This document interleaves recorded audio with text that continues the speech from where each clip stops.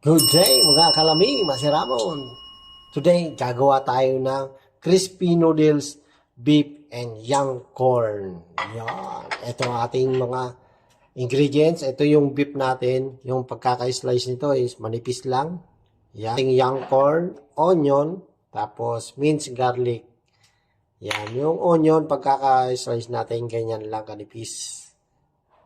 Egg noodles. Ito gagawin natin yung crispy.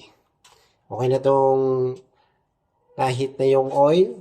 Lalagay na natin yung ating noodles. Egg noodles.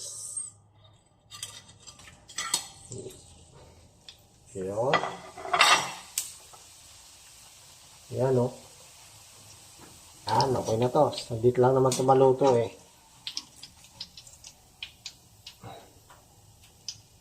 Split seconds lang kasi mainit na yung ating kawali.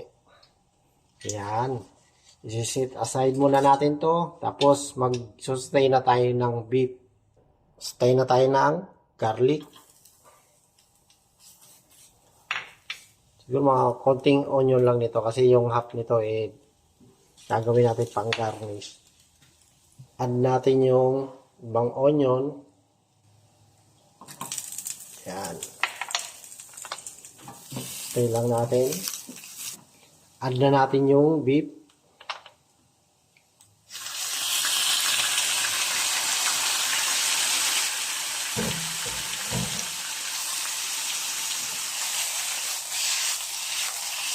Madali lang naman tumaluto kasi malipit yung pagkakakat niya. Yan. Lagyan na rin natin yung baby corn or young corn. Add tayo ng hoisin.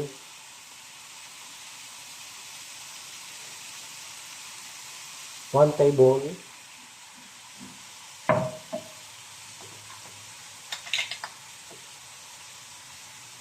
Then, oyster sauce. 1 table din. Yeah.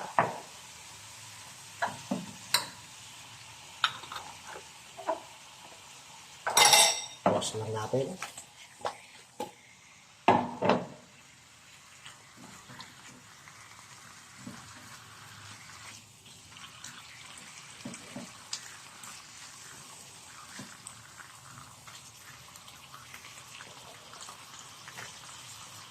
Then, add din natin yung 1 cup water tapos isang beef cube.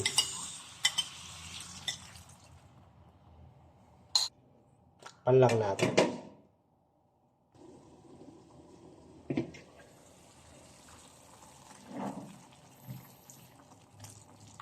Konti na lang. Kailangan natin ma-reduce yung ating sauce. Yan. Cook natin 3 minutes.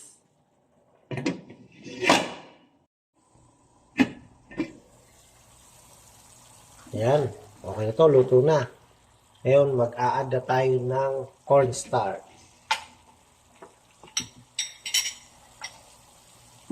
Lagyan muna natin to.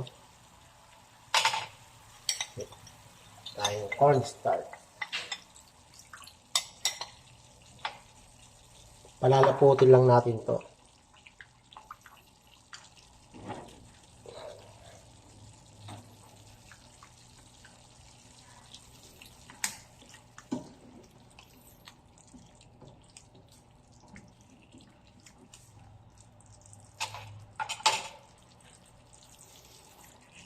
Natin. Ayan, okay na siya. Malapit na. Platings na tayo.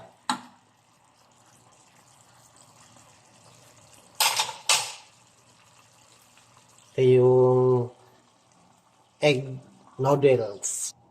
Add na natin yung onion.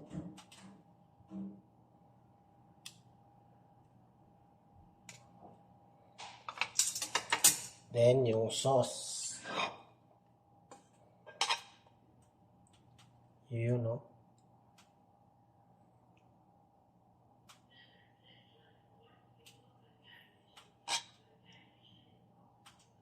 Yun. Beautiful, mga kalami. Masiramon. Wala na naman diet.